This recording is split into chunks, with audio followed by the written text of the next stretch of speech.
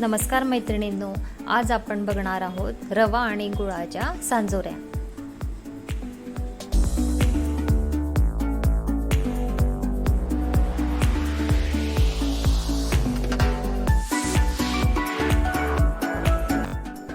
सर्वप्रथम 1 चमचा तुपात रवा भाजून घ्यायचा आहे।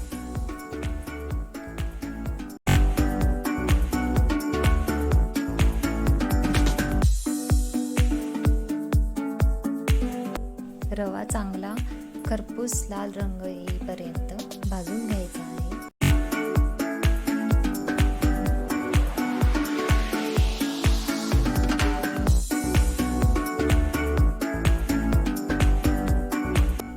रवा छानपैकी भाजून झालेला आहे। आता तो आपण एका भांड्यात काढून घ्यायचा आहे।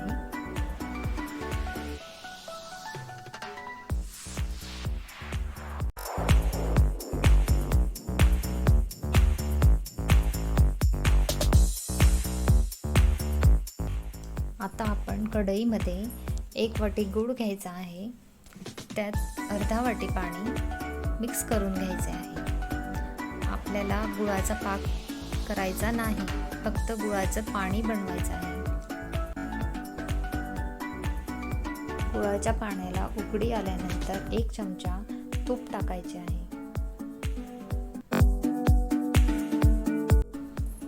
नंतर हे पाणी गाळून घ्यायचे चाळणीने, काही कचरा असल्यास निघून जाईल।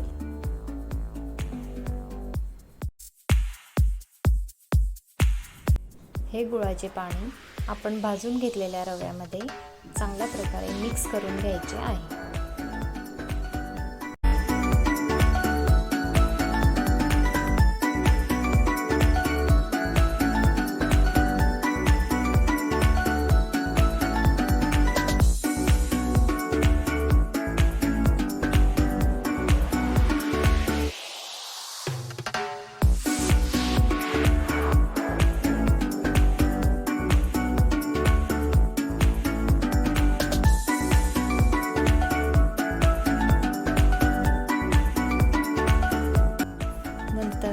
ह्या मिश्रणामध्ये 1 वाटी खोबरं किसून घेतलेलं आहे, चारोळ्या आहेत, खसखस 1 चमचा, हे चांगल्या प्रकारे मिक्स करून घ्यायचे आहे। पुन्हा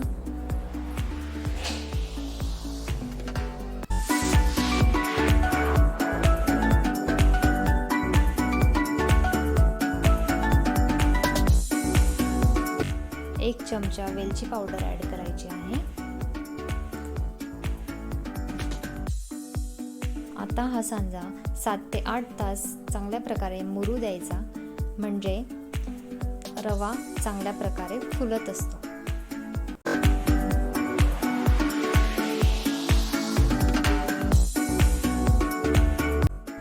हे पहा, सांजा चांगल्या प्रकारे तयार झालेला आहे।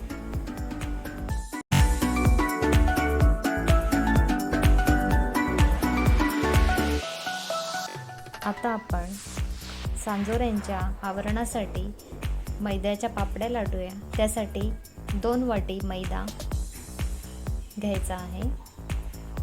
त्यात अर्धा चमचा मीठ घ्यायचे आहे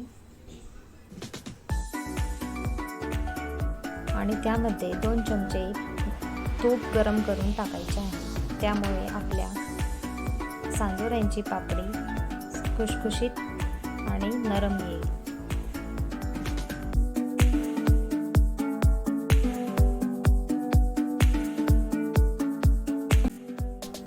यात थोडं पाणी मिक्स करून आपल्याला उंडा करून घ्यायचा आहे।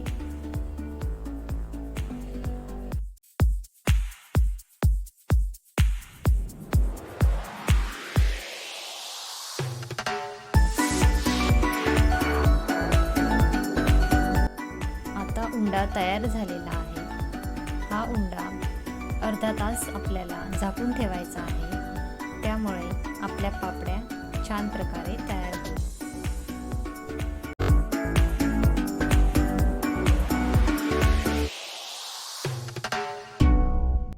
साधारण अर्ध्या तासानंतर आपण त्या उंड्याचे लहान लहान गोळे तयार करूया आणि पापड्या लाटून घेऊया.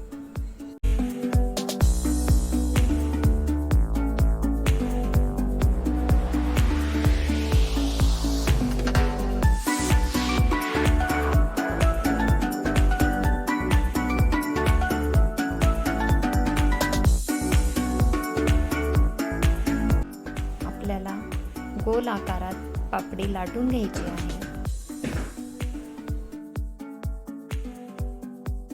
आता आपली पापडी लाटून तयार आहे. यात सांजा भरायचा आहे.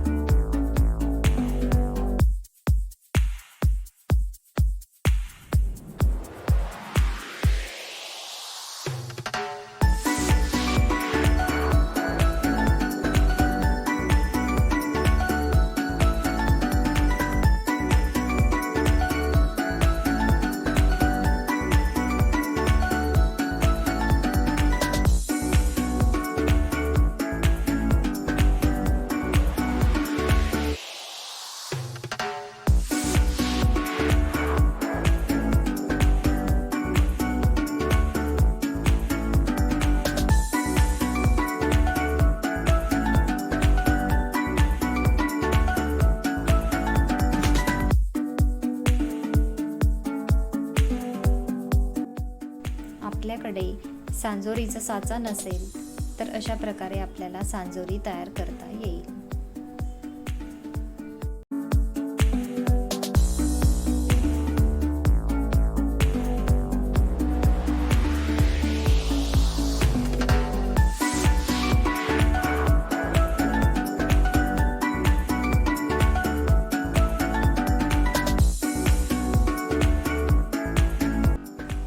आपल्याला सांजोऱ्या तळण्यासाठी तूप गरम करून घ्यायचे आहे. तूप गरम झाल्यानंतर मंद आचेवरती आपल्याला सांजोऱ्या तळायच्या आहेत.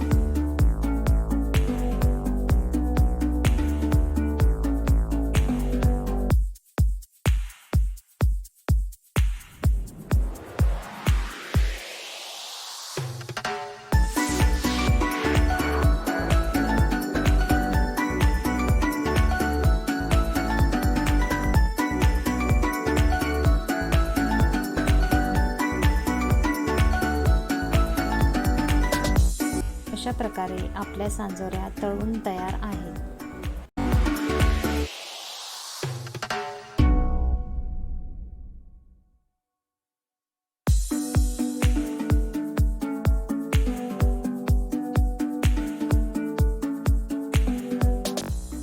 अशा प्रकारे आपली सांजोरी तयार झालेली आहे.